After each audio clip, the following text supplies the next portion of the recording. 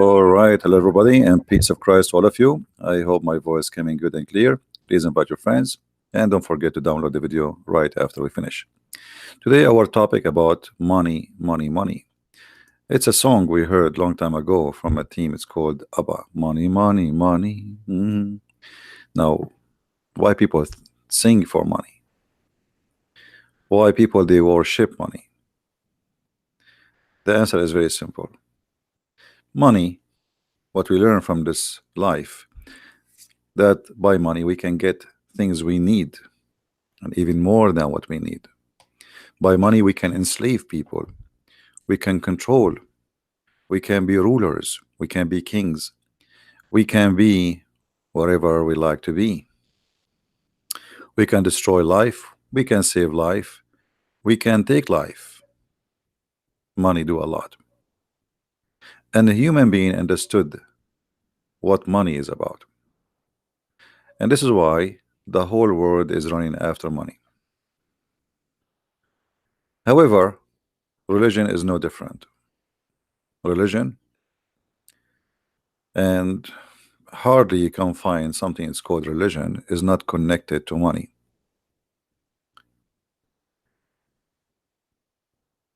What Jesus, our Lord, he said about money? Is he a person who encourage us to save money, to save a treasure for tomorrow? He said, look at the birds, who they have no worry. The birds, they don't, they don't have really storages of money and security. They are birds. They live for today. They go and pick up some food and bring it to their babies. So we have totally different messages in Christianity from what Islam speak about. The Messiah, he said that you cannot worship two masters. You cannot worship two masters. You cannot work for both. Work for both here mean, you serve who? You cannot serve two masters. For they don't match. The money and God, they don't match. And that is clear what he meant. That either you are with God, you serve God, or you serve money. The second you serve money, you are not serving God. And that's mean that God and enemy, they are not in the same, let us say, direction. It is two opposite direction. But this is not the scenario in Islam. In Islam, you serve Allah when you serve money. And today we will focus in this issue. Now there is many verses in the Bible speaking, Jesus speaking about that money will not help you, money will not save you, etc. And but the clear message is you cannot serve two masters. The second you are a person who is after money, you have a master, and that master is the money. In Islam, the story is different. In Islam, Allah himself, he need money. Allah himself, he promised heaven for those who give him money. Now for sure Allah is not a person who exists. Allah is a fake God. Who is the one who will get the money? That's Muhammad. So Muhammad, he convinced the Muslims that if you give me money, you are giving a mortgage to Allah.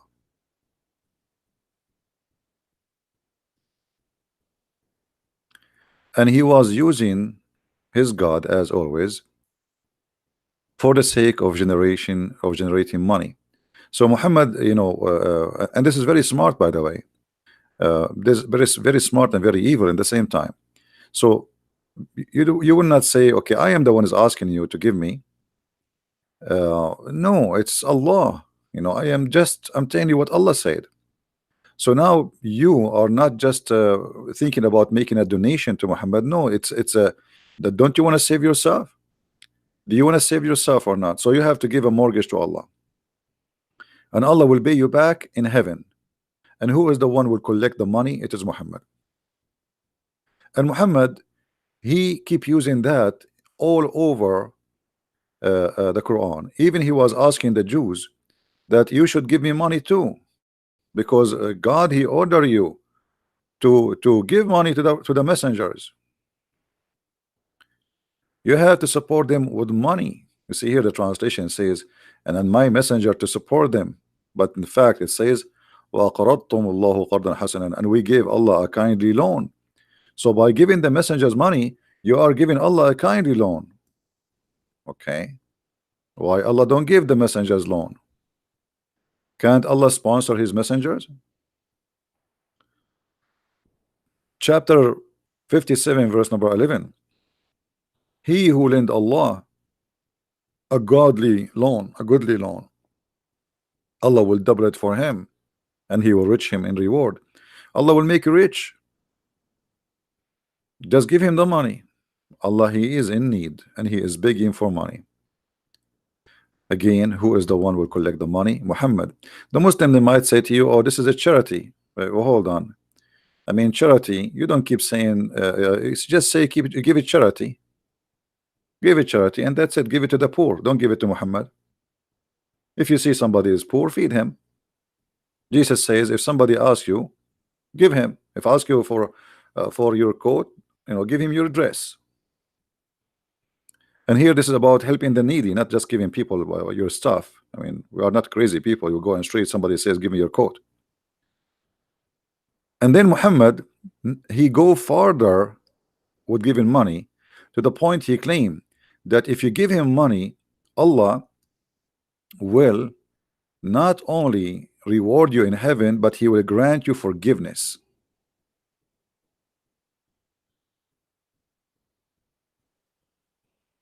Do you see it?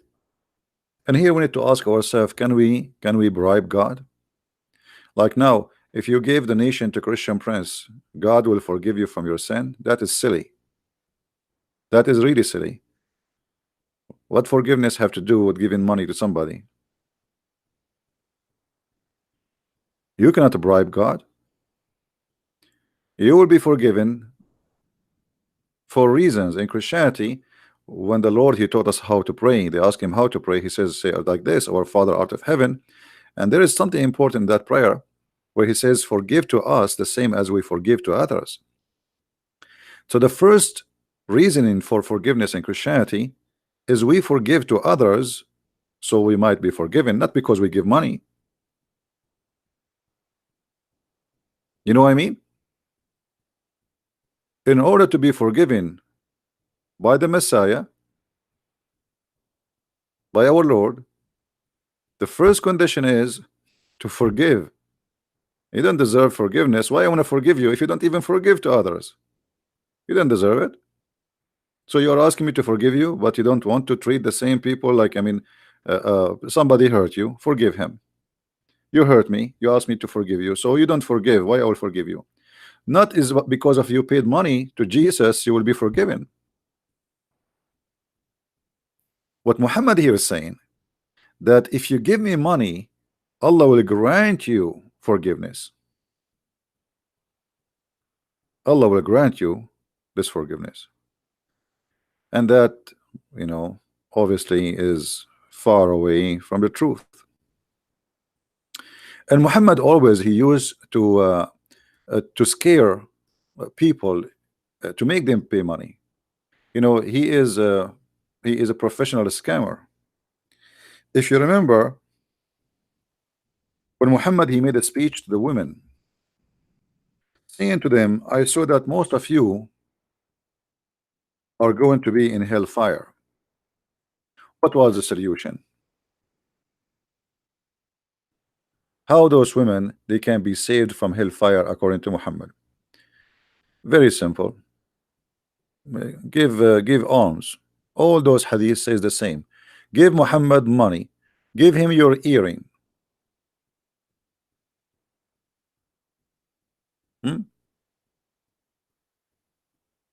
Give him your earring. Give him your money.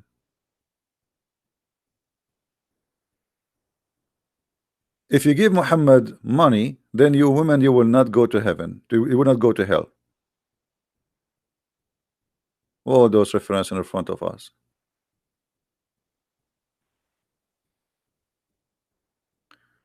Muhammad right away he says, oh women, most of you are going to go to hellfire, so give alms. Give alms to who? To Muhammad.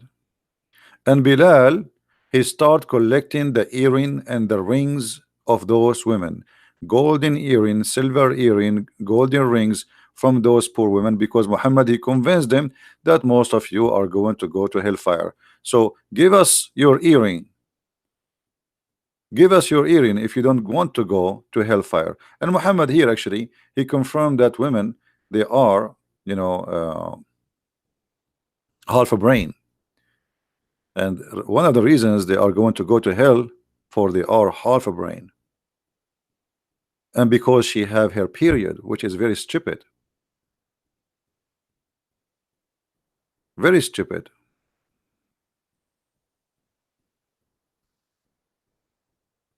And the whole purpose of this speech is to make women give their earring and their rings, scaring them, saying to them, you will end in hellfire. So you want to be saved? Give us your money. Now, if Muhammad he saw that the majority of women they will go to hellfire, what giving earring will do to the women? Is that it changed her? No. You see the sick mentality. You see that what's wrong with this logic. Let us say Muhammad he saw us. We are a group of people sitting here, and he says, oh, I saw that most of you will go to hellfire. And then he says, give us your arms. What does that mean? Just by giving you some earring and rings, we will not go to hellfire now?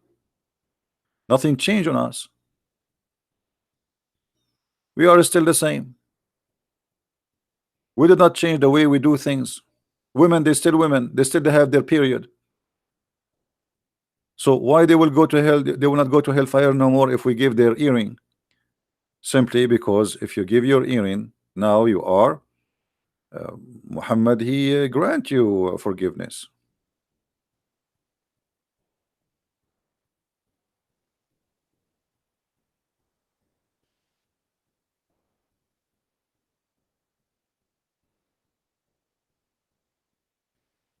That's it. There is a hadith I'm trying to find. Let me see.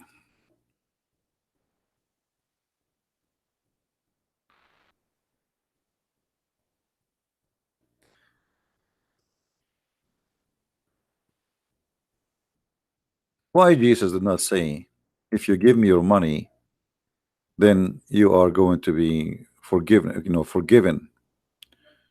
Why Jesus did not have the same logic? If the Muslim they say that Jesus, which is Isa for them, which is a really wrong name, that Christians and Jews they have the same God. So why in the God of Islam, if you give some money, you are going to go to heaven, and you give it to the prophet, but if you give it to if you don't give, then you go to hell. And why women they will go to hell? Just because they have their period, because they have half a brain. If the women have their period, that's mean if that is a defect in religion. That's what Muhammad said, a defect in the religion. So if this is a defect in religion, isn't it Allah who made them with the period? And since when having a period will make you a bad person? Look here what happened in this hadith here. He commanded them to fear Allah. Why? Because he said to them in the beginning, he was working with Bilal, his slave, and then he says to the women, directly speaking to women, then he moved away and he went to the women, and Bilal was with him. Bilal is the money bag. He is a slave who collect money from those who Muhammad he scam. He commanded them to fear Allah and exhorted them and remind them He praised and glorified Allah, and he urged them to obey Allah. And then he said, give it charity, for most of you are the fuel of hell. A lowly woman with dark spot in her cheeks said, why, messenger of Allah, we are going to go to hell? He said, you complain a great deal and you are ungrateful for your husband. And then the women, they started taking off their necklace, earring and rings, throwing them to Bilal. Do you see it? So he scared those women, those poor women, and you are going to go to hell. You are the fuel of hellfire. And right away, those poor women, they start grabbing their necklace, their earring, their rings, and they throw it into Muhammad, in the garment of Bilal. This is a very well-known strategy by all cult leaders. If you listen to, there's many TV stations, they claim to be Christian stations. They are the same as Muhammad. Call right now and make a donation, receive the blessing of God. Call right now. Like, if you don't call right now, you will not receive the blessing of God, you know. Like, now you call now and you make a donation now. All right. So always fake people, they try to convince you that if you give us money, God forgive you, as if he is saying to you, you can bribe God. But that's not true. Nobody can bribe God.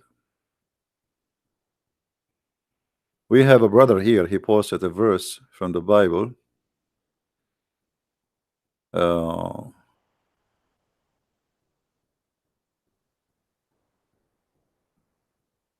Yeah, actually he just posted a verse for us. You guys, you can read it in Psalm 49. Thank you for that verse. So you cannot bribe God. You cannot earn forgiveness by giving money to someone he claimed that he is the one who presents God. And here Muhammad, if you think about it, when those poor women, they are Bedouin women, poor women, they start taking their earring. Do you know what is that? What those earring and the you know, jewelries they have for them? I mean, this is their saving. At that time, people, they don't have really. I mean, there is no bank. There's no. This is the saving of the women. The husband, he marry her. Before the marriage, he buy her some jewelries based on what he can afford. And then she wear it all, and she live with it. She sleep with it because there is no security. You know, there is not, like, you know, houses is the door, you can push it with your foot if there's a door actually. So those women, this is their security, this is their saving. And now you see he is targeting women, as just because you are a woman, you are guilty. He didn't say, oh, men. He's talking to women. And those poor women, they start throwing their earring and their rings. Here we notice Muhammad used the strategy of fear. The strategy of fear is very simple, that you are going to go to hellfire, and if you don't do that, which means give me money, you will go guaranteed. But if you give me the money, then you might go to heaven, because I going to connect, you know, I will pray in your behalf. And actually Muhammad, he said that in the Quran.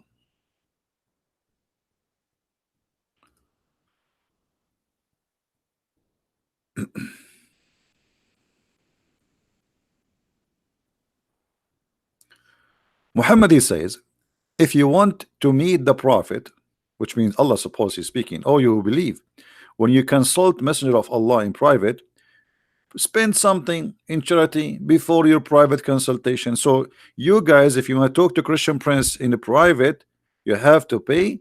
If I am Muhammad, you have to pay me Muhammad, you have to pay me as Muhammad, Money, otherwise I will not talk to you in private. Anyone remember that Jesus refused to meet somebody unless he pay him first? Do you know how much money Jesus can make? A person who can raise people from death, a person who can make the blind see, a person who can heal any illness by a touch. How much money he can make? Can you imagine? Imagine if Jesus now he opened a clinic in this miserable earth. How many millions and billions of people they will attend the clinic of Jesus? Healing is guaranteed, perfect healing, and it's for free. Muhammad, who healed no one, who has no miracles, yet if you want to speak to him in a private consultation, you have to give him money. There's a verse in the Quran, and I don't know if any of you remember it, where Muhammad he kicked a man because he is poor from his house. The chapter of Abasa wa Tawalla.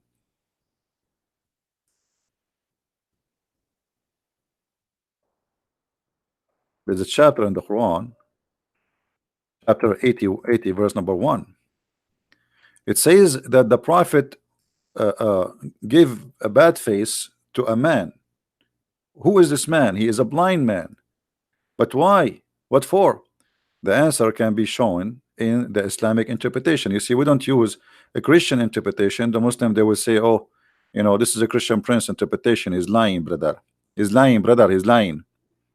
No, I'm not lying, my friend. I'm not. This is your tafsir, and we will show it in the screen.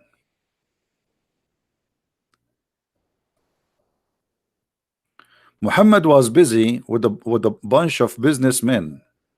This is the book. It's called Asbab al-Nuzul, which means the reason for the verses to come down.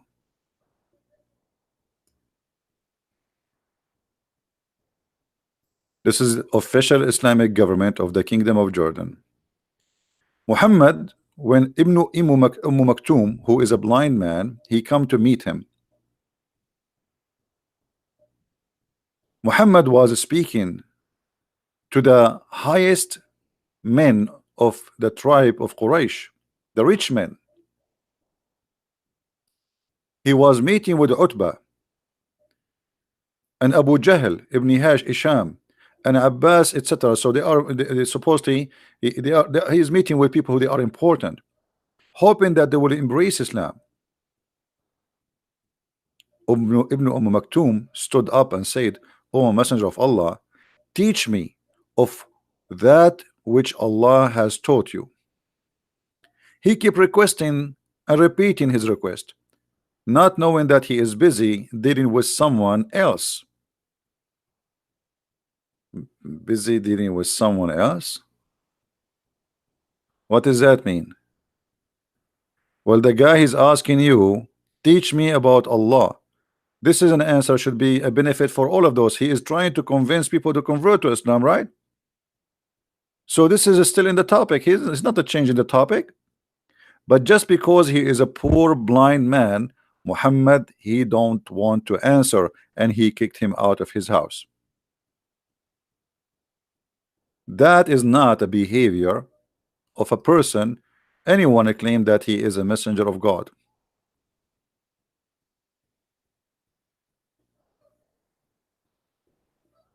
Why a man who is a messenger of God want to do such a thing? Shall we go to Ibn Kathir and see what Ibn Kathir will say about this? We can go to Ibn Kathir and try to find out in the English of Ibn Kathir, which is different always from the Arabic. But let us see, let us get them busted. This is Ibn Kathir, chapter 80, verse number 1.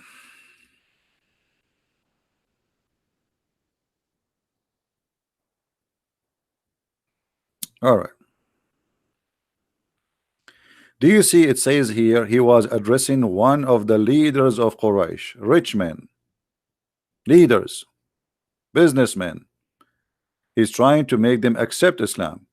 So Muhammad here in this verse, and this is the Muslim interpretation, saying that if you are a poor blind man, Muhammad, he will kick your ass. And if you are a rich man, Muhammad, he will give you all the time you need because you are a leader. Ibn Maktoum, who was from the earliest people to accept Islam, yet Muhammad, he kicked his ass and he was rude to him. Even the Quran confirmed that. But somebody might say, okay, why the Quran reporting the story? After Muhammad he did that, people, the same people who Muhammad was meeting them, they start saying, look at this guy, he claimed to be a prophet of God, yet he was rude with the blind man who believe in him. You know what I mean? Because they witnessed this. They witnessed that the Muhammad, if he is a good man, trying to convince us that he is a prophet of God, how a good man he will do what he did to the blind man in front of our eyes. So Muhammad, in order to wash his hands from being guilty, he make a verse saying, Allah says to me, why you did that? This is wrong. Do you see the evil of Muhammad? He make verses supposedly God saying to Muhammad, why you did that?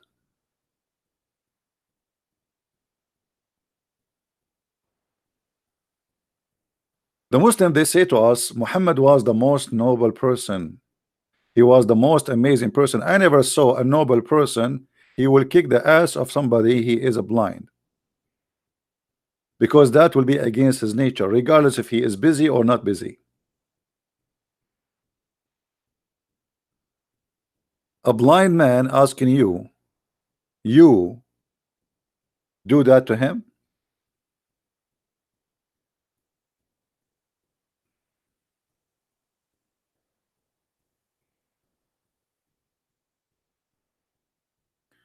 And actually, this blind man, he helped Muhammad to fabricate Quran. If you remember, when Muhammad he speak about that those who go for jihad,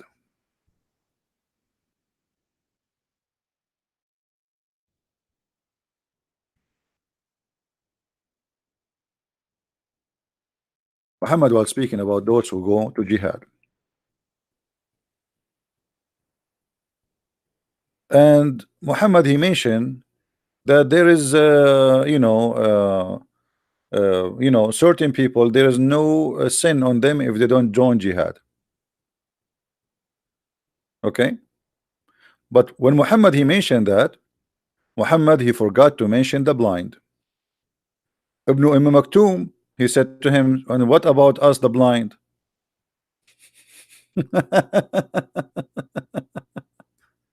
So Muhammad he added to the Quran right in the spot when the guy was just sitting next to him, and we can show you the reference, which is proving Muhammad to be a false. The guy he just said to you,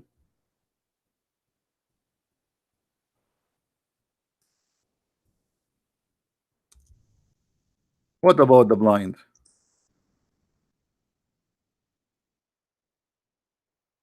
If we go to the verse, chapter 24, verse number 61.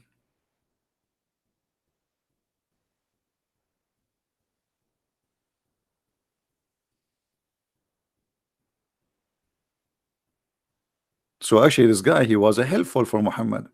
He made Quran for him, or at least he gave him reasons to make verses.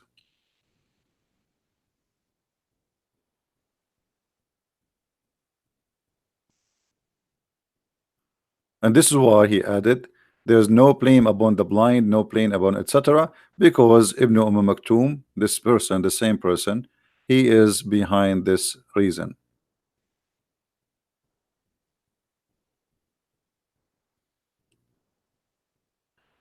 In different verse, Muhammad he says the following.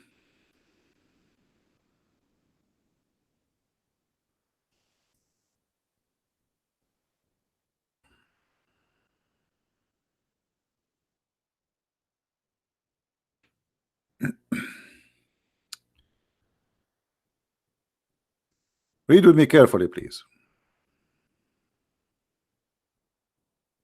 Of their goods take alms so that you might purify them and sanctify them and pray in their behalf. Have you ever heard of a religion like this before?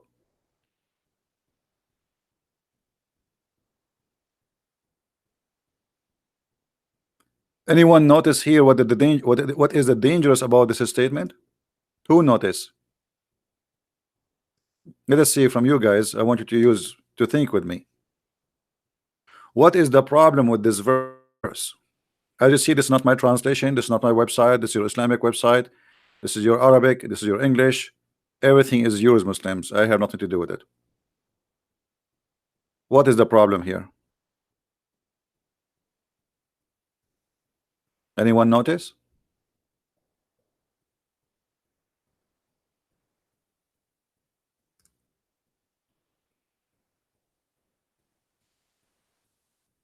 You can bribe Allah, exactly, but how you can bribe Allah? He gave us details. If you pay Muhammad not only he is a prophet, but he will pray in your behalf. Do you see it? You do not need to pray no more. This money you give is going to purify you, sanctify you, and Muhammad now is going to pray in your behalf. So the money you give to Muhammad, Muhammad is in hire. You want to hire Muhammad? Give him money. You don't need to pray, and you are going to be purified, and you are going to be sanctified, and then he will pray in your behalf. If there is more clear proof that this guy is a scam.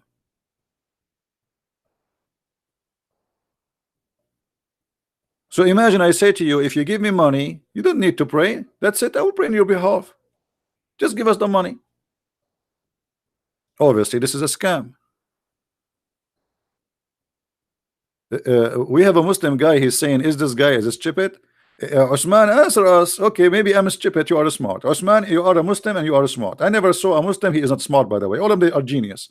To the point they believe that there's in heaven, there's a woman. Her ass is 1 mile. Obviously, you are the one who's smart, who believe that God is a vagina vendor, will provide you with 72 women and their legs is wide open like a victory sign, and you will have a 70 years orgasm. So Mr. Smart, as long we are the stupid one and you are the smart one, explain to us why if we pay Muhammad he will pray in our behalf.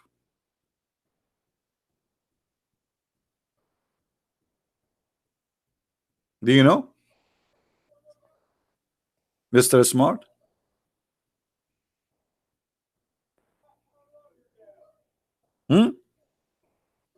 You are the smart one, we are not. I mean, what we can do?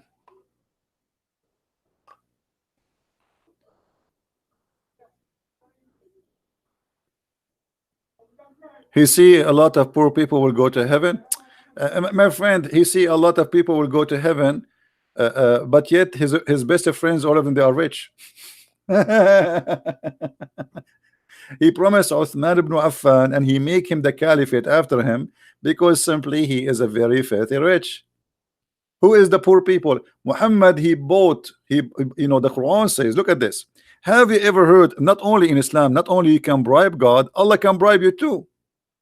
If you are strong and Allah need you, Allah will bribe you. Look at this verse.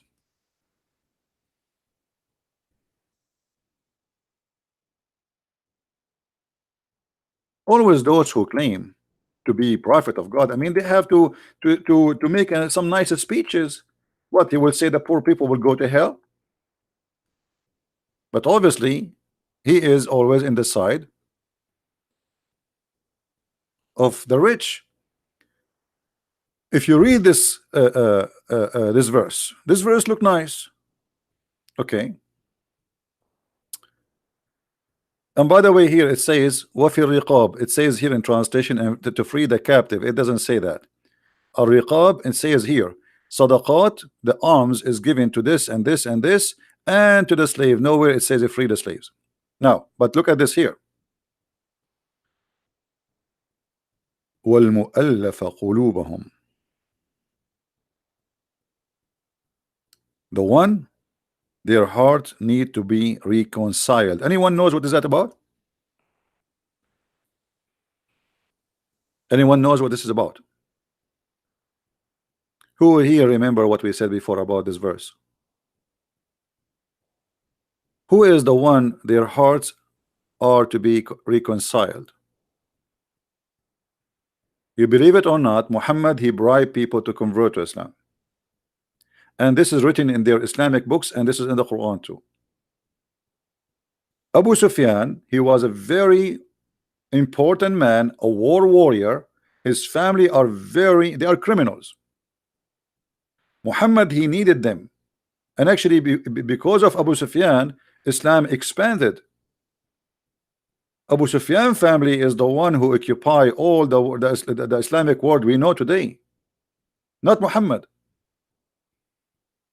So Muhammad, he bribed Abu Sufyan and his children, and he gave them at least 100 camel each, and gold and silver. How we can prove that? We go to the interpretation, and we go to the book of Asbab al-Nuzul, chapter 9, verse number 60. You see, nothing from my own. Everything I show you is from Islamic websites, and I have nothing to do with it. I have nothing to do with it. Read carefully. And those whose their heart are to be reconciled, so that they might become a Muslim. So Muhammad, when I give money, he is buying believers, he is buying warriors who they are fighters, criminals, saying, I will give you money. You see, I take money from people, but I can buy you too. I'm a businessman. How you can make somebody heart go to Islam by giving him money? It's a bribe. So he is saying here, and those who their heart are to be reconciled, so that they might become Muslims, or that Islam might be firmly established. So Muhammad is using those people to establish Islam. Allah cannot establish Islam. He needed their money. He needed those people. So now he is sacrificing money. He's buying them, and then their peers might become Muslims that might defend Muslims. You see, they are warrior. They are criminals. So they will defend. They are fighters. And this was Abu Sufyan family. If we go to the book of Asbab al-Nuzul, this is Al-Jalalain. We go to the book of Asbab al-Nuzul. Oh, in Asbab al-Nuzul, not translated. It's gone. Shish kebab. Bingo. You see? Read carefully with me. Read carefully with me. And those who their hearts are to be reconciled, give them gifts such as Abu Sufyan's and his companions. Do you see it? And they were 15 men. 15 men, but they are, they are in charge of many men. They are many fighters. They are very powerful. So Abu Sufyan and his gang, Muhammad, he made them convert to Islam by giving them money. If we go to Ibn Kathir in English, I don't think we will find too much details, but let's try. Chapter 9,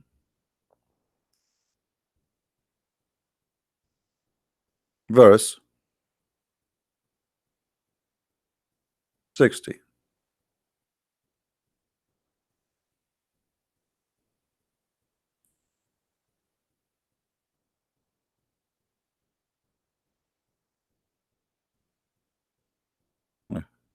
We cannot find anything. Ibn Kathir in English is gone. There's no Abu Sufyan story at all. It's shish kebab. Disappear. Yeah, we cannot find it as usual. Nothing new. Nothing new.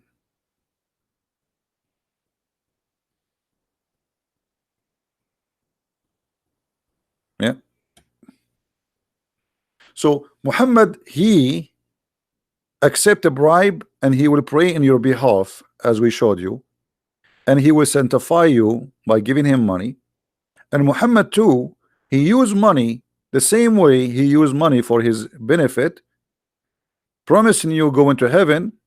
He bribed people to convert to Islam, and those who their heart, okay, he could not convince them to convert to Islam. What he can do? Well, give them money. Those people, they like money, so take money and convert to Islam. Now, how Muhammad, he is a prophet of God, and how Allah is God, except that somebody he will convert to Islam by money, paying him money, and that is okay. You know what I mean? Unless this is a pure cult.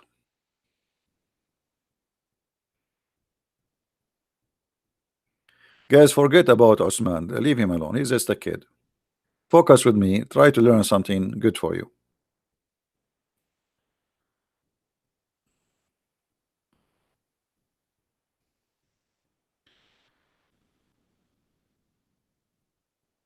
What if I pay somebody to convert to Christianity?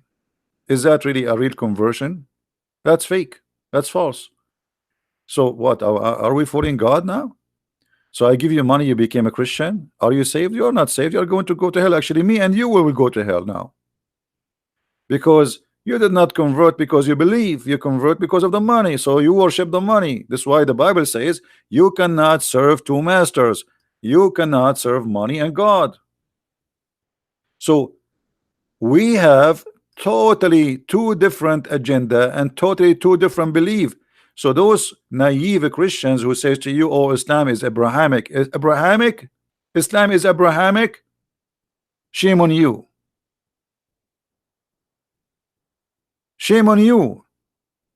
If Muhammad he used some names in his cult, does not make him, or does not make those names belong to him. What if somebody 10 years from now he says, I Christian Prince, he support me and he accept me, but he is a big fat liar? He can use the name of somebody people they like, and this is exactly what Muhammad did. He brought names which you like so he can make a delicious dish for you. Somebody wanna put a poison in your food, he will put it in your best food, not in the toilet seat.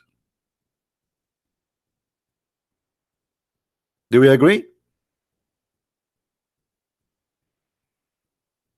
In order to put poison for you, I have to make you believe first that this food is good to eat. I'm not going to put it for you in a piece of ugly all the cheese, smelly cheese, you will throw it in the garbage. I will bring you the best of the cheese. I will bring you the best of the salad. I will bring you the best of the food you eat, you like to eat, and then I will put my poison there. So he brought the names which you like. He brought Musa, he brought Abraham, he brought even Jesus, supposedly Isa, and he brought Mary, and he brought all the good names, and he put them in his book so you can eat.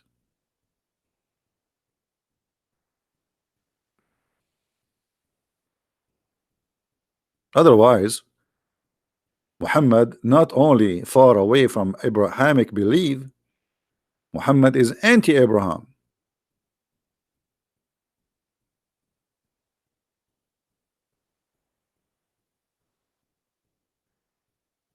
At the same time, we have tons of evidence that Muhammad he have no answer to debate those who debate him in his time. As an example, the Christian and the Jews, they did not accept Muhammad for a second. And because Muhammad is a liar, he have no answer. So how Muhammad he answered the Christians and the Jews? Using the name of Abraham. Let us show you this verse.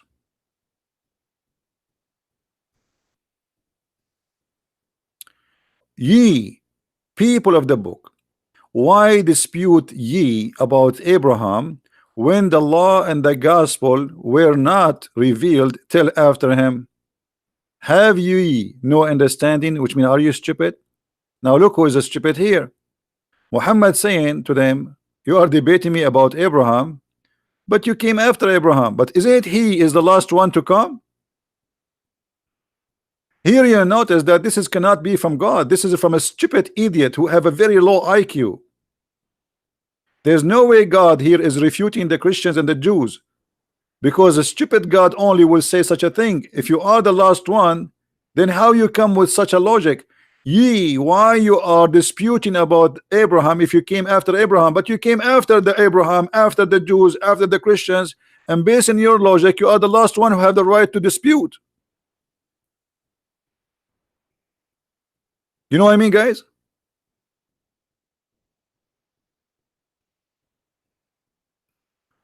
Abbas is saying, why Jesus, he said to the women, dogs. Jesus was quoting what the Jews they say. The children of Israel, they say, don't cast your bread to the dogs, because they insult always their God. Those are the Aramaic people. But for an ignorant like you, you are saying why Jesus says that. But why you don't ask yourself why Jesus, he said to her, blessed your belief. You have a great faith, and he did miracle for her. Why you did not ask yourself how Jesus, he accepted her?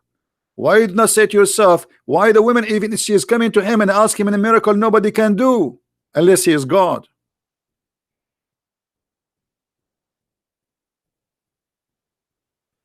And as long you are against people to call somebody dog, why your Quran saying that we are the worst of animals? Hypocrite Abdul.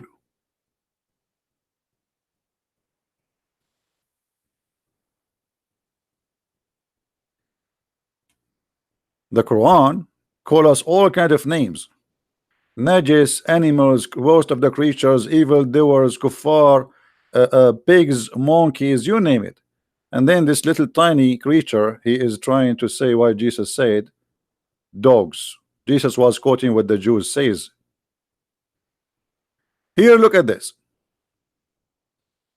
If Muhammad is a prophet of God and the one is talking here is God, there's no way God will say such a stupid statement. The one who came after, he have no right to dispute with the one who came after him. This is what the verse saying. But based on this, Muhammad is the last one to have the right to dispute.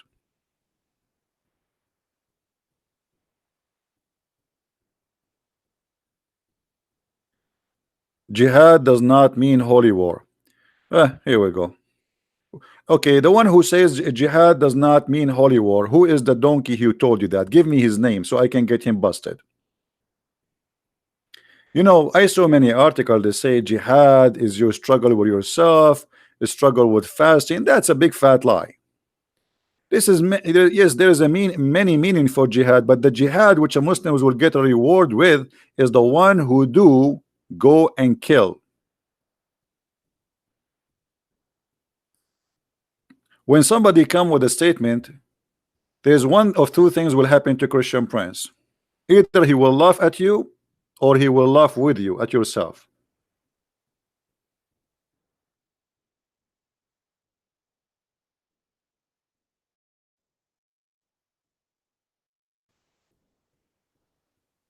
The jihad which Muhammad promised the Muslims, the version 4, is going and killing anyone who don't believe in Allah. And the jihad have two parts, either by money for those who cannot go for war, or those who go physically and kill. Now if there is anyone who dare to say I'm lying, please let me know.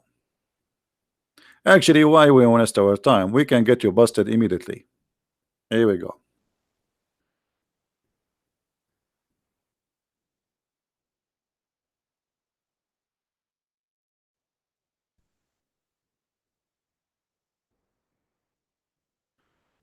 All right. Who is the best of of the Muslims? Who is the best of Muslims? Is the one who do jihad. But who is the one who do jihad? Let us see Muhammad giving us the definition for that. The one who strive in the way of Allah with his wealth and his life. What does that mean? Go down a little bit. He said, a man asked him, "O Messenger of Allah, which of the men is the best?" He says, a believer who do jihad. The word here fights is jihad. For the donkey who said that, who fights seeking is taking his life and expanding his wealth or spending his wealth in the way of Allah. This is what jihad. Let us see what the Quran said.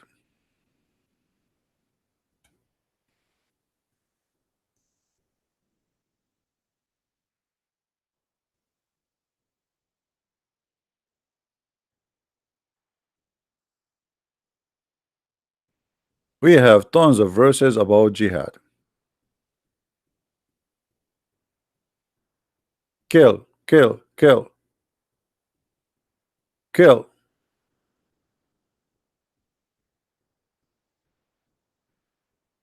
Read this carefully with me. Allah has purchased. He what? He has purchased money again of the believer, their life and their money. Their life and their money. For their, between two brackets, in return is paradise. They fight in his cause, and they slay and are slain. Where is the donkey who says to us that jihad does not mean to holy war? Where is that donkey who said jihad is not a holy war? Put your ears up. You do not need to put your hand up. You know, you're a donkey. Put your ears up. Do you see how they lie to you? Is that a Quran or this is a Christian Prince book?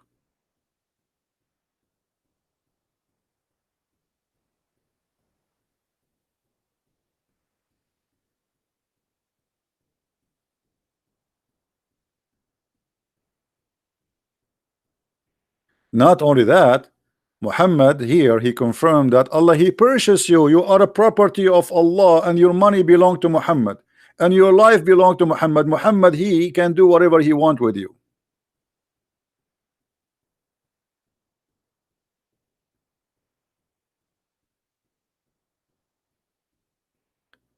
Well, we don't want to change the topic to talk about sex and jihad, but if you want to have tons of reference, you can go and get my book, Sex and Allah. All right, it's 2 volumes, have tons of reference about sex and Allah, sex and jihad, sex and Muhammad. Everything have to do with sex.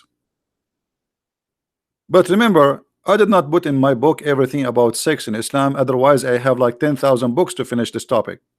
So I made them in 2 books summarizing what and the connection of Allah and sex, the same as we are talking here about some evidence of the connection between Allah and money.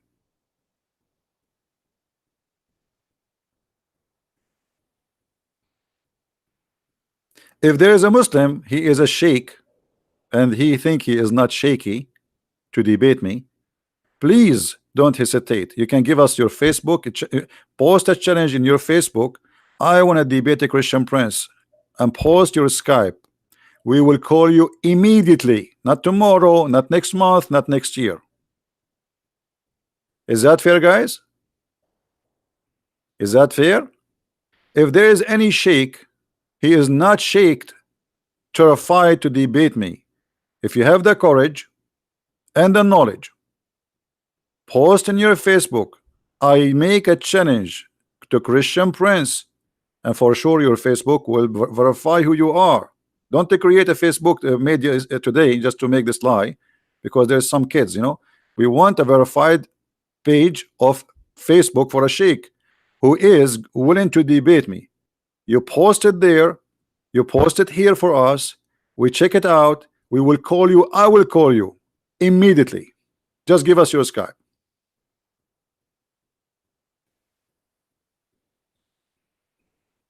Anyone there?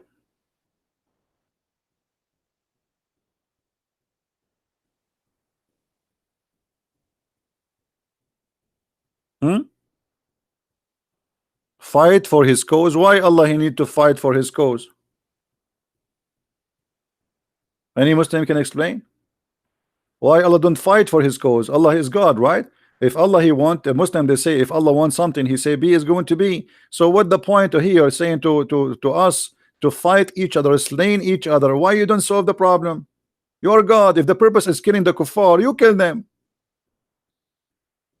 Why your God Allah cannot kill us? He need you to kill us because he is not exist. This is Muhammad fooling you.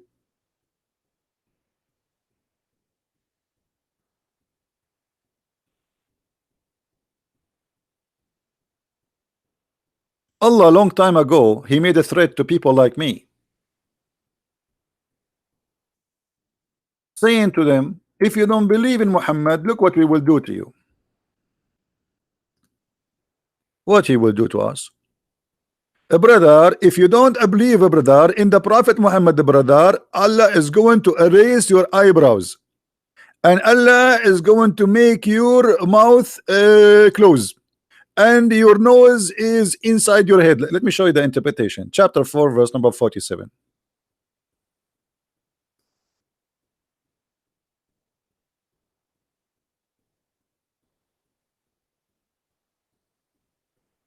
Read it, Abdul. The proof that Allah he need you to force people to convert to Islam is in front of you. Allah is a shish kebab. He made a threat to the Christians in the time of Muhammad, not in the judgment day, that if you don't believe in Muhammad, look what I will do to you. What I will do to you? Huh? I will erase the details of your face. I will transform their faces to the back of their heads. By the way, my face now in the back of my head, just to let you know, I'm sitting and my back is to the computer because now my eyes in the back. And we will turn them into animals. Yeah, all of us, we have tails now. Different interpretation. Let's see Al-Jalalain. Read carefully Al-Jalalain. O you who giving the scriptures, which mean Christians and Jews, believe in what we have revealed in the Quran, confirming what is with you of the Torah before you, or we liberate faces, erasing their eyes, their noses, and the eyebrows. And by the way, to be honest with you, in the other day, a policeman, he stopped me. I was driving, and he says, where are your face? I said, I don't have face because Allah, he deleted my eyebrows and my eyes and my nose and my mouth. And not only that, he caused my nose to go inside out, like naps of the necks or a flat plate.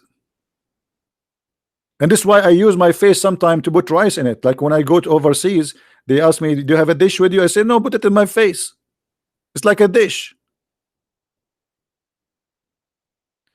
A very clear proof that Muhammad is nothing but a scam. He threatened the Christians in his time.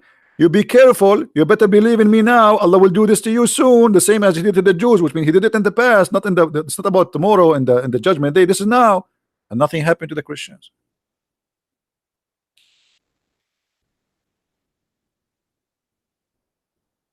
Allah will make my nose inside. That's something.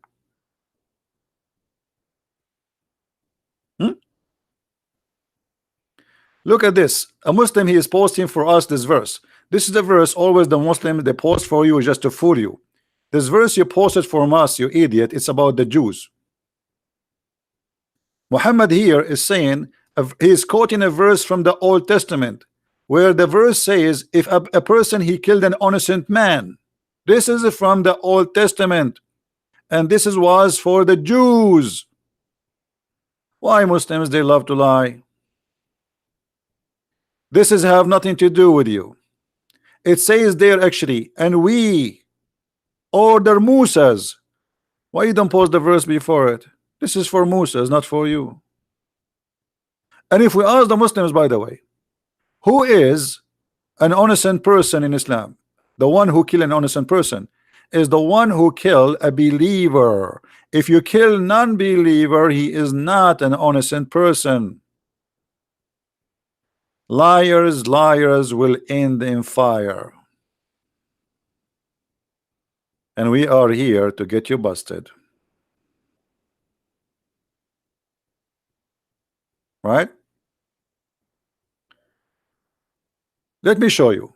First, by the way, this person, this liar, he did he cut a part of the verse. Did you notice that?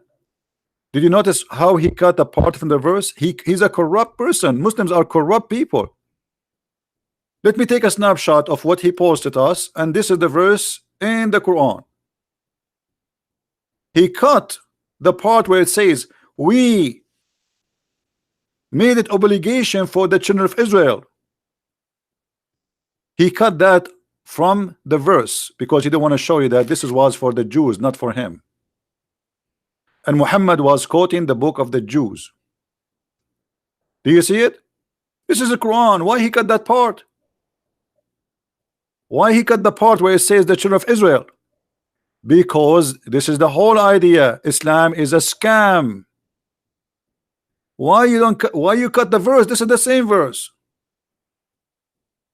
Where is the part where it says, and we gave that law to the children of Israel? Because you are a liar.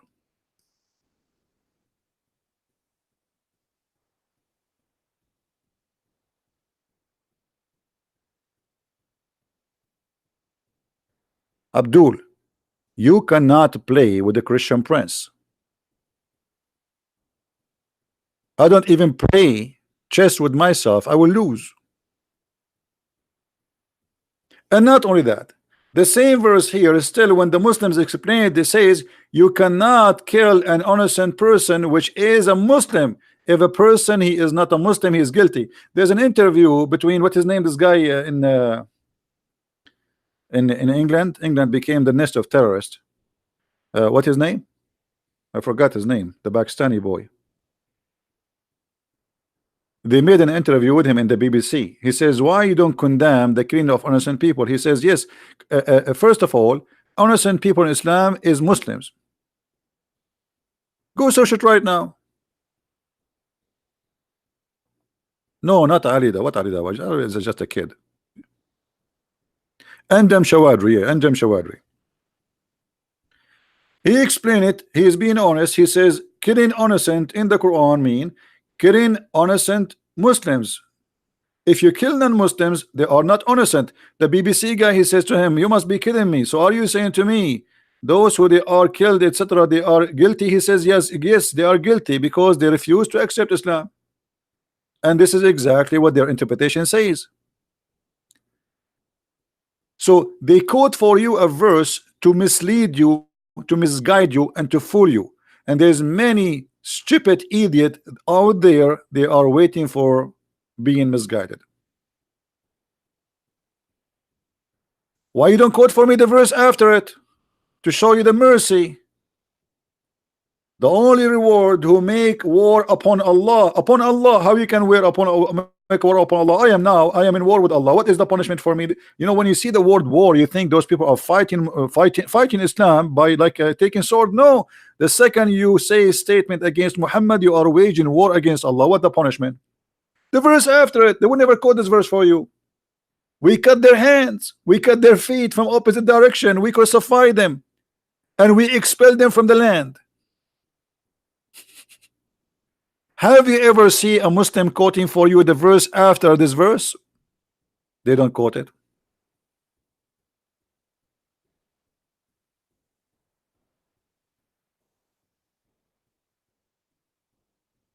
It's just the verse after it. This is the verse, and here we go. This is the verse after.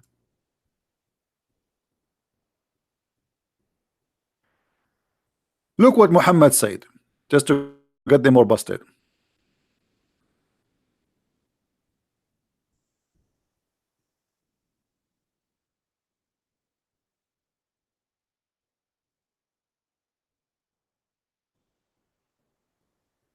Yeah, this is what I said, that this verse was not for the Muslim. This is a quotation from the Old Testament. Muhammad, all those hadiths saying that I've been ordered to kill all mankind except Muslims. Do you see it? I've been ordered. Here they use the word translation fight. Well, fight what? By zucchini? Fighting by the sword. I've been commanded to fight all the people. All people what? All mankind. Till they declare that there's no God but Allah and Muhammad is the prophet. And if they do that, and they pray as we pray, and they slaughter as we slaughter, and they eat as we eat, and they face the Qibla as we face the Qibla, and they pay the zakat, and blah blah blah, all the condition, and then and only then their blood and their property is secured from my hand. Do you see it? So what is the war? What war we are talking about here? If you don't accept Allah, you are in war with Muhammad. If you don't accept Muhammad as a prophet, you are in war with Muhammad. Even if you accept to say Shahada and you don't pray as Muhammad he order you, he will kill you. Even if you say Shahada and you don't pray in the direction of the Qibla, the Kaaba, he will kill you. If you don't pay the Zakah, he will kill you. Do you see it? Is that my statement? Is that my book? Look how many references. All of them they are Sahih. All of them they are Sahih. Their blood and their wealth are safe from me. Muhammad is nothing but a gang leader. Why their blood and why you want to take their wealth? Just because you don't accept to say Allah is God and Muhammad is prophet, their wealth is insecure and their blood is free for you? Yes, this is Islam.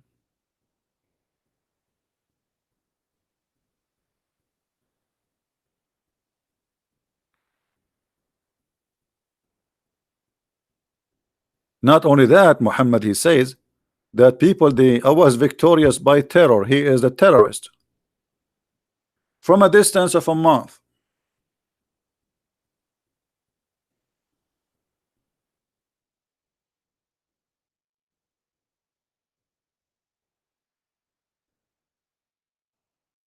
From a distance of what? From a month. I was victorious by terror in the heart of my enemy. Another hadith. The Prophet says, I have been given 5 things. What Muhammad was given. Let us see what he was given. Number 1, he was victorious by terror. He scared his enemy from a distance of a journey of 1 month. Do you see it? Do you see it? Jesus was not given that. Jesus, if he come to your house, you will be happy. You are safe and you are secure. He will not kill you. Muhammad, you say the name of Muhammad, people are terrified, for he is a terrorist. You see here they translate the word Ru'ab, which means terror, by Awi. So I was victorious by terror from a distance of a 1 month journey. You tell me what kind of a nice person he is, to the point his enemy, they hear about him from a distance of a month and they are terrified.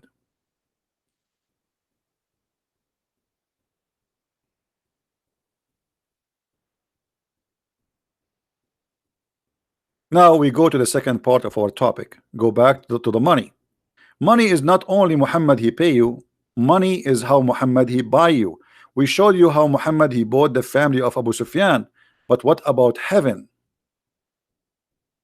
Did Allah promise us gold and silver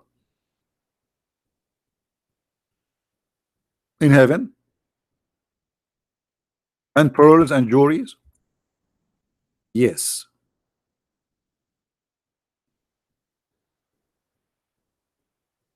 Read carefully with me.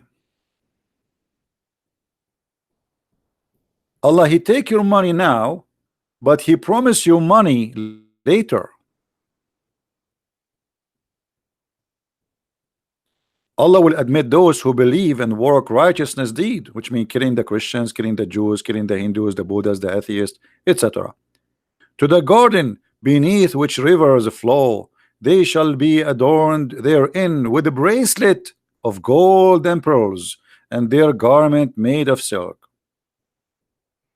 God wanna give me bracelets made of gold? That is money. Cloth is made of silk, that is money. Pearls, and even the ground will be made from za'faran. The ground in Islam is made from za'faran and jewelries. In chapter 76 verse number 21 it says the following: upon them will be green garment of fine silk and heavy brocade, and they will be adorned with the bracelet of silver. In the other verse, Allah he made a mistake. Anyone remember what the mistake? Anyone remember the mistake? Who noticed the mistake here between the 2 verses we just mentioned? Anyone remember? There's a mistake, clear mistake in the reward.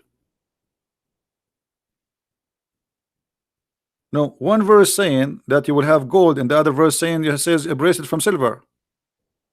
Correct? one verse saying that Allah will give you a bracelet from silver. This verse. The verse before it, Allah, he says Allah will give you a bracelet from gold. So which one? Here it says asawira min fidda, bracelet of silver. But didn't he say you will have a bracelet from gold? Which one?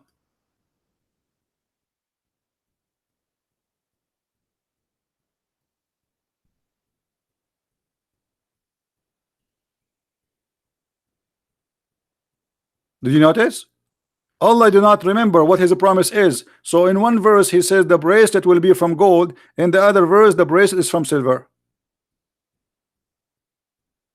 And there's a huge difference between bracelet from gold and bracelet from silver.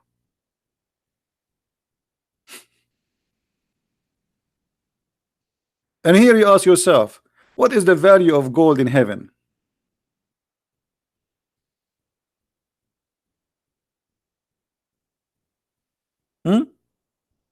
What is the value of gold in heaven? What we would do with gold in heaven? I mean, this is the most stupid silly heaven ever. Imagine I give you £1 million of gold and then everything for free. So what we will do with the gold? And Muhammad, he says that in the heaven of Allah, your house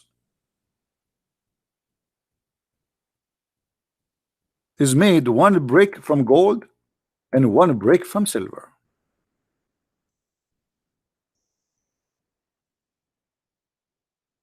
If you have a software to do like what they call it, you know, the software they use for engineering, like to design houses, try to make a wall or a house and try using your software to color the wall with two colors, gold and silver, because one brick is gold, one brick of silver.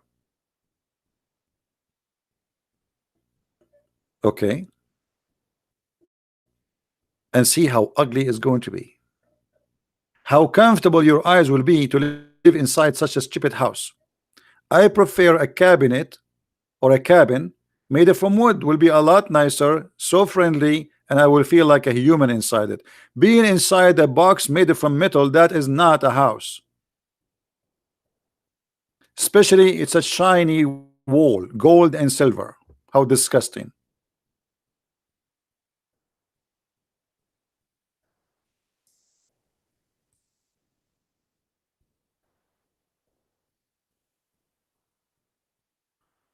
Let us go and see some description.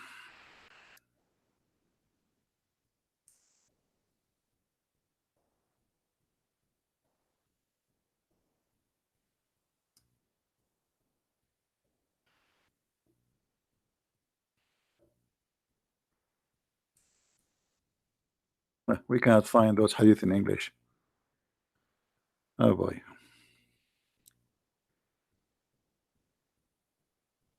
Yeah, the embarrassing hadith, they will not be.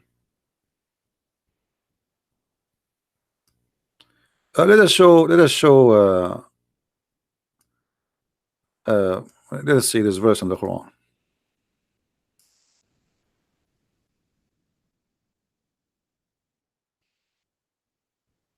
Look at this description for the heaven.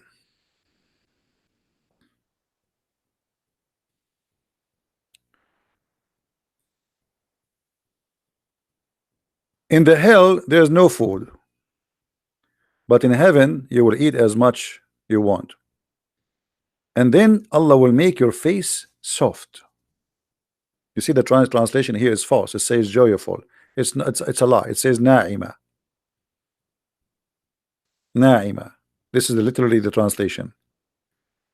And they will be, you know, pleased there. The garden is so high. I like high garden. I mean, I don't like a low garden. There nobody will do gossiping.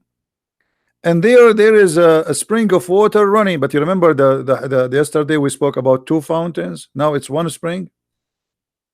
And you will sit in a high throne. By the way, this is a translation is false. It says fi sururin marfu'a, which mean high couches, high beds. This is heaven. I will have a high bed. And then cups. Allah will put cups for you there. I mean, have you ever heard of a heaven like this? وأكواب موضوعة, and cups, like the translation. Let's change the translator. This translation is weird. It look like this guy is using software or something. Let us see.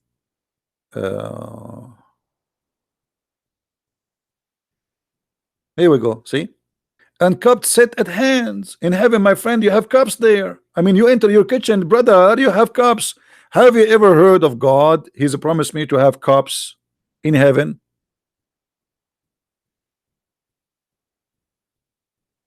That's God's talking. And brother, we will give you even cushions, and they are in rows. There is many of them, cushions, a lot of cushions. Have you ever heard of a God that promised me a heaven have cushions? I mean, the one is talking there is God. This is Muhammad fooling those poor Arab who sleep in the floor. Hey Abdul, I will give you a cushion. Are you serious, prophet? Yes, brother. I will even give you cups, because those Arab don't have cups. The cups only is in the hand of the Persian and the Roman. Those Arab are desert people. So he promised them cups is even from a glass. And carpet. You will have carpet. A brother, you will have a carpet. And look at the city Muhammad. Suddenly he jumped from I will give you cups and cushions and a throne and beds and the flowing water, and then suddenly he says, don't you see how the camel is created? What does this have to do with the topic before it? Guys, imagine I'm talking to you now about the topic, and suddenly I says to you, and don't you see how the camel is created? You will say to me, Christian Prince, what this? Why you jump? You were talking about the cushions, the carpet, the furniture in the house of Allah, and suddenly you jump to speak about how the camel is created. What does this have to do with this?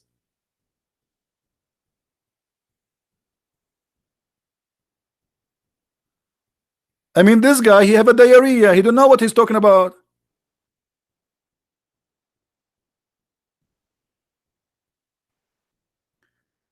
And then you say, don't you see how the mountains was nailed in the ground and fixed firm? Really, it's fixed firm. And then he says how the earth he made it flat. You see in the translation it says how it's spread out.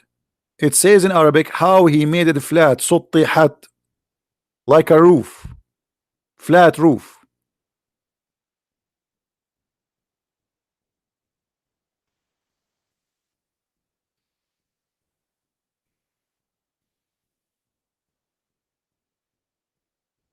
And yet they say to you, Islam makes sense and Islam is a religion. Islam is a crazy, is a cult.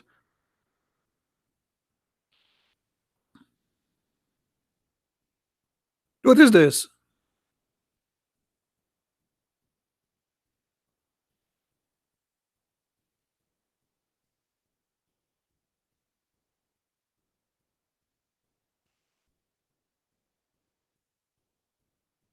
Look at this one. Hold on, let me show you this one.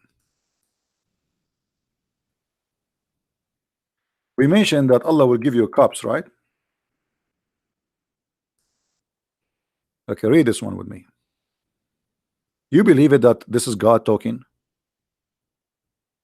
First of all, around you, brother, there will be boys. You will be reclining in your bed. Imagine that. Recline in your bed. And you will be facing each other. I mean, look at this description. So brother Abdul Shabir Ali will be facing a brother Shamsi. His bed is here, his bed is there, and they are facing each other. And then around them there will be little boys who they are naked, and they are so beautiful like pearls, as in different verse describe them.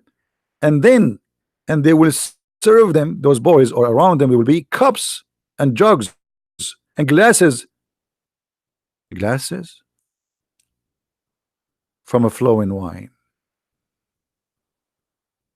And you ask yourself why somebody want to commit suicide. Hey, look at his life here, it's a disaster.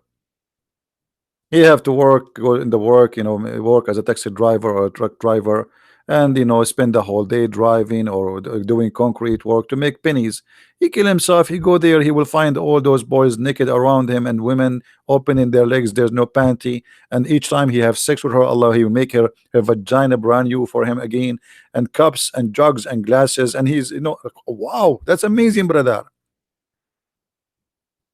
And even the fruits, brother, of what you like. And by the way, just to let you know, in the heaven of Allah there is a great diet. There's no beef, there's no pork, there's no lamb. The only meat is allowed is a flesh of birds.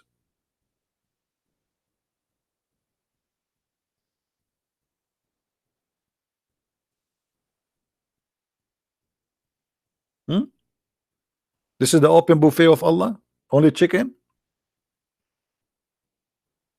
no shrimp. That's it. But hold on, actually somebody here, David Kenwood, he said something important. Guys, the Quran says Allah will give you flesh of birds, right? But do you remember when Muhammad, he says the first meal people will go and eat in the heaven, what is this? Who remember? Who remember?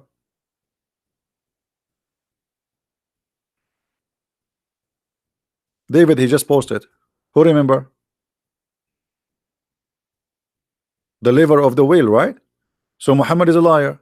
The Quran promise you only bird meats. Muhammad, he mentioned that in the heaven the first meal you will eat is the liver of the whale. Why the liver of the whale? Who knows?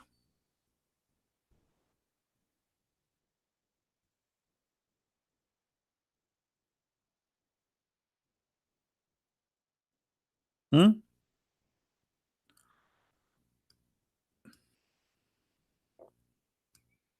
Why the liver of the whale?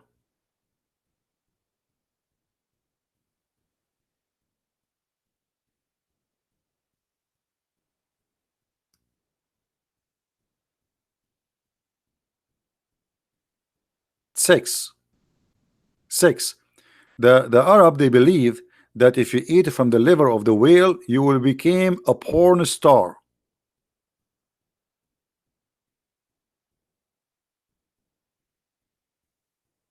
Remember, now you are going to go to the heaven of Allah, so you need to be ready.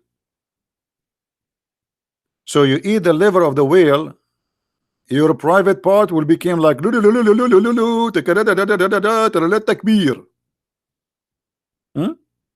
Viagra, thank you very much. And look, actually this story here is the most hilarious story. A guy, he came to him and he said to him, I came, brother, to ask you a question about the three things nobody knows unless he is a prophet. Hold on, guys. He's asking him a question about three things nobody knows unless he's a prophet, but the guy, he know the answer. Because later he agreed with him. No problem, nobody knows the answer for it unless he's a prophet, but the guy himself, he know the answer. Let it go. Firstly, what is the first portent of the hour? Secondly, what is the first meal of the people of paradise? Thirdly, what make the baby look like the father? And each answer is hilarious. And then Muhammad, he says the first meal, etc. And then look what make the baby look like the father. And if the man, now he explained how the baby look like. If the man discharge proceed the women, then the child resembled the father. And if the women discharge proceed the man, the child resembled the mother. And this is, nobody knows the answer for it except the prophet, brother. This is why if I ever get married, I will never have this charge first. I don't want my son to look like me. What a disaster. Even I go to Walmart, everybody leave. Alhamdulillah.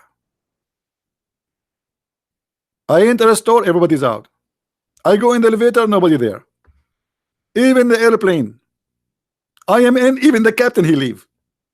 Like the airplane is by itself. He hit the parachute and he flee. True story, by the way. This is true story. So now you know how you can have a good looking baby. If your wife, she is good looking and you are not good looking like me, then don't have orgasm first, Abdul first. Hello? The prophet, he knows best.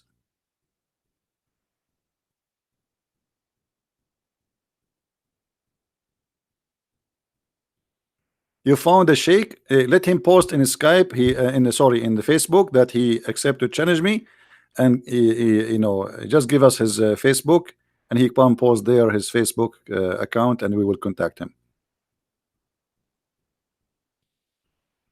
Hmm?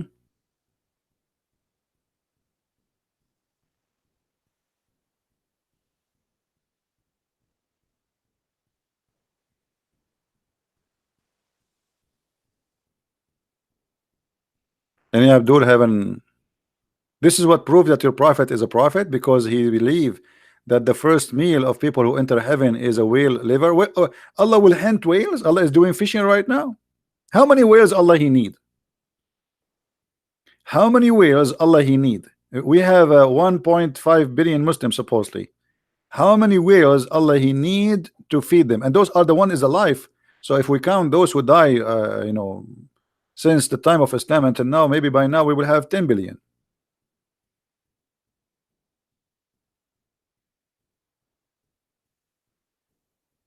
We need a lot of whales.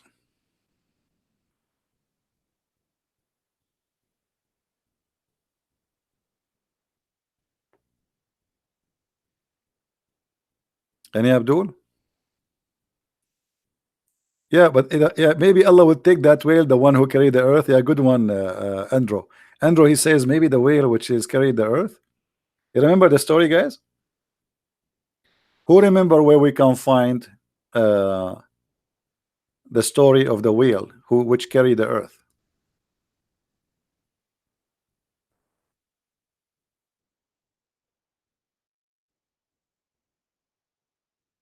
Who remember? Before I put it in the screen, who remember? Which verse is speaking about the whale carrying the earth? Noon. Yeah, but what verse? What chapter?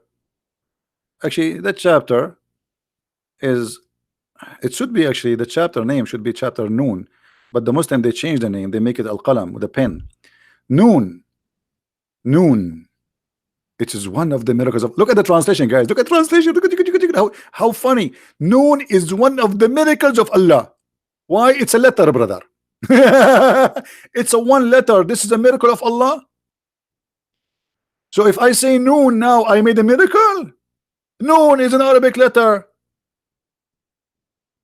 You see here, noon is not really noon. It's just N, letter N.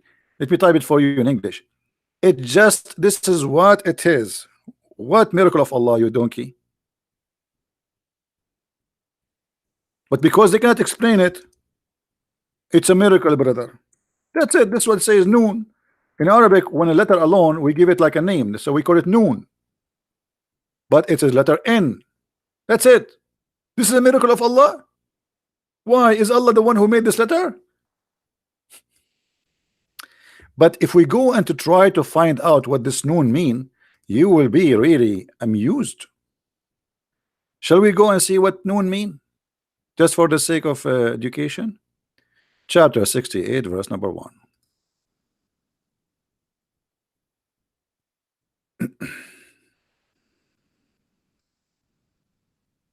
Now, if you are a person who suffer from dizziness or some illness, disease, you get dizzy, please don't read this with us, because you will get dizzy guarantee. Noon.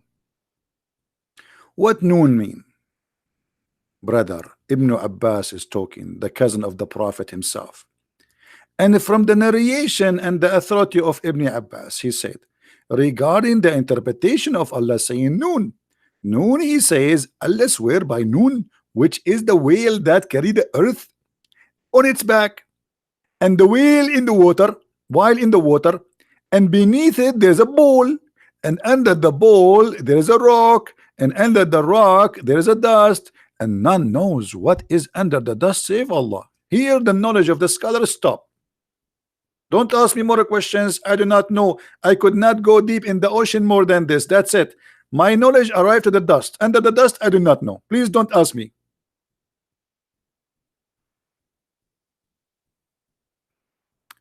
So there is a whale is carrying the earth, and who is carrying the whale? There's a ball. The name of the whale is Lewish, and by the way, this is not Lewish Farrakhan, this is different Lewish, and it said its name is Dutaya, and the name of the ball is Bahamut, and some they say that the name is Talahut or Liwana. The whale in the sea is called Adwad, and like a small ball in a huge sea. The sea is an Hollywood rock whereby there is a 4,000 cracks. Even the Muslims were able to count the cracks in the ocean before all the scientists. Look at this. They knew how many cracks down deep the ocean. How they knew that if Allah is not God, brother? 4,000 cracks. Abdul, the 4,000 cracks is in the head of the one who made this chapter, not in the ocean. And from each crack, water spring come out to earth. It's also said that Noon is one of the name of Allah. Hold on. So we start saying that the Noon is a whale, and we end that Noon is Allah Himself. Well, 2 lines before it was a whale. Now they change it. And it's also said that it is one of the names of Allah. It stands for the letter Noon in Ar-Rahman. And it's also said, are we done? No. Also said that Noon is an inkwell. Like, what the heck? So it was a whale, and then it became Allah, and now became an inkwell. Allah have an inkwell, in case you do not know. Allah swear by the pen. This pen is made of light, and its light equal to the distance between the heaven and the earth. For sure, Allah will not hold a small pen. Are you stupid or what? His pen will be very big. Very, very big.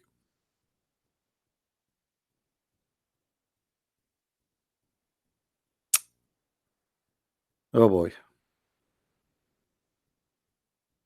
How many of you feel like converting to Islam? And by the way, supposedly this is interpretation. This guy is explaining. Anyone understand anything now? Is it better before the explanation? I mean, after the explanation, now we are getting more dizzy. So which one is the correct meaning? I mean, this is the interpretation. This is the explanation. And the funny, the Quran says, Allah said that we made the Quran, explain the Quran in great details.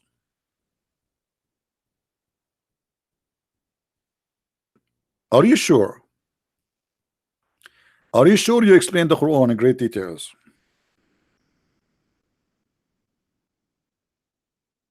I can't tell, brother.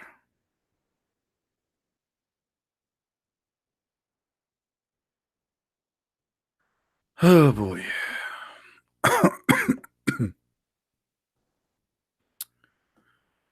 Do we have any Abdul have a comment? He just don't agree with us, something.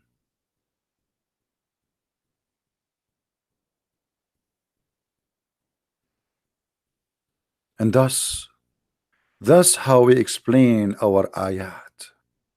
Allah explained them. Are you sure? That's a hell of explanation. That's how we explain, brother. This is how we explain them. This is how we explain our proofs. So you might know, brother. Chapter 6, verse number 98. And this is how we explain details of our revelation. So if the Quran is explained in detail, so why Muslims you are making interpretation what nobody can understand anyway?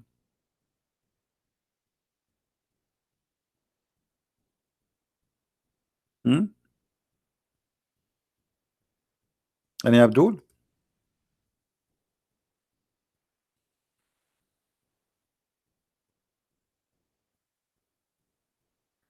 All right, I think we will finish for now. And don't forget, please, to download the videos. If you like to learn more about Islam, feel free. You can go to Amazon and search for Christian Prince, and you'll find the list of my books in all languages. And remember, for those who speak Spanish, we have our book in Spanish already out. For again, for those who speak Spanish, and we have in German, we have in Swedish, we have in French, and for sure in English. So if you are a person who care to read and educate yourself, please feel free and get your copy. Now,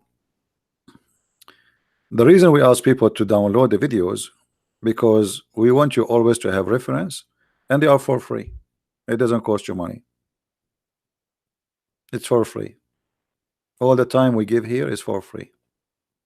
If there is something I can do more, every day I give many hours of my day for you guys for free. I lose my voice, I spend my time. This is a topic which for me very annoying, by the way. I don't like it, but because there's nobody to replace me, nobody can take my place. Somebody have to clean the garbage, and that is me. Cleaning garbage is not fun, but somebody have to do it. Otherwise, all of us we will get sick. Otherwise, trust me, I am sick of this cult. My head is a library of garbage. Nothing useful. But as you see, sometimes even garbage is useful, because many people, they might be misleaded, misguided, and they've been fooled and to convert to Islam. So I'm using the garbage which is in my head, which is about Allah and Muhammad, to save many people as I can. So please help us. Download the videos, share them. It doesn't cost you money. It just take a click, post it in different place. You can cut them pieces, topic by topic. Like today we mentioned many things. You can make them 15 minutes each or 10 minutes each. It's up to you. Or you posted the whole thing together. If you speak languages, you can translate the videos, the short videos, make them short. That will make it easier for you, an easier project, and add a subtitle in any language you wish. My friend, don't make me feel that I'm wasting my time. I'm here to educate you, so one day you will not be left alone. And one day I will die. All of us we will die. But your child, he will go in the internet, and there's tons and millions of people that are trying to hunt him down, make him believe in such a stupid cult. So what we do here is extremely important. If you see how many messages I receive from people who left Islam, or people who are thinking to convert to Islam, you will not believe it. Same time, you will get the blessing. If a person who leave Islam, or a person who was thinking to convert to Islam, and saw a video you posted, even though it's my video, but because you posted, you receive the blessing of saving a human being life. Yes, you do, because it is you who posted the video there. It was your hand who helped this person to be out of the ocean of hell. So help us, so you might help yourself. You know, many they say, well, Islam is far away from me. What if your child come to you today and he heard a child in the school saying to him, Islam is from the true God, and he tried to fool your son? What you will do? How you can refute him? How you can, already he's brainwashed. It's going to be too late. So share your knowledge with your family, with your friends, even with your children. For sure, each one of them depend in his age. Don't wait until the danger come. Explain what the drugs is, not after what your child take a drugs. Explain what AIDS is, not after your child is get infected. It's too late. What we do here is an extremely for your health and the health of your family and your society. Help us, so the Lord will remember us in his book. Time will come and the Lord will ask me and you, how many hours you spend a day in your life to serve me? How many hours? Sadly, many of us will say not even a minute. Me myself, I have a lot of hours. Still I feel guilty. I feel I can do more, but I wish really I can stay and stay all day long talking. But the more you get older and etc., like you sit in behind the table. I used to sit behind the table for 10 hours, 12 hours, 13 hours, actually sometime even a day or even a day and a half non-stop. But the more older you get, the more harder it get for you to sit. It's not easy. Talking for many hours, you will lose your voice after 2 hours max. Try it. But the Lord is our provider, and the Lord, He give us strength, and I will do as much as I can, but still we need your help so you can be a person in his society, in his community, to transfer the message into something good. So thank you very much for being here. I appreciate all those who support us, either by coming here or even by donation or even by spreading my videos. For by doing what we do, we are helping the world to be better security, better economy. How much money we spend because of Islam for security in airplanes? Your airplane ticket became twice double because they increased the tax due to the security. Billions and trillions of dollars are spent everywhere in the world because of Islam, just for security in the airport alone. So Islam making a huge impact in your lifestyle. You spend now 2 or 3 hours waiting for the airplane. Before the airplane, you have to be there 2 hours in advance at least. So just for the sake of security check, because of Islam. We used to go to the airplane and nobody even asked us what you have in the bag, just before 9/11. So Islam is changing the whole system, because now people, they fear for the security. Even in China, I went in China, you know, they have many incidents where terrorists, they drive with their cars and go over the road and they kill as many as people they can. Even in China, not only in Germany, not only in France. So now you go to France, you go to Germany, you will see there's many roads are blocks. You can't even drive your car through because of Islamic terrorism.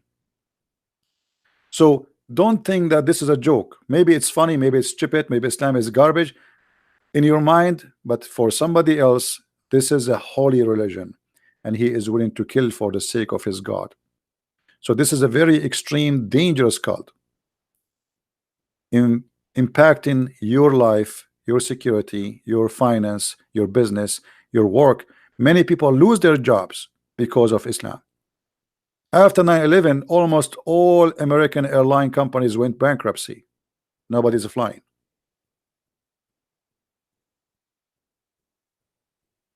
So be careful, my friend. This is not a joke. Thank you very much for being here. And this is your brother in Christ, Christian Prince, Swad, with you. Remember always that there is no better name than his name. And they can hurt our body, but they cannot kill our soul. We are saved, and he is with us, and he is now listening to us. Every two who mention my name, I will be between them. He is right now listening. We are the followers of the living Christ, and they are followers of the dead Muhammad. Let the dead bury the dead, and we are with the living God. His name is Christ. He is our Lord. Thank you very much. Christ is Lord. Islam is false. And see you soon again. Bye-bye.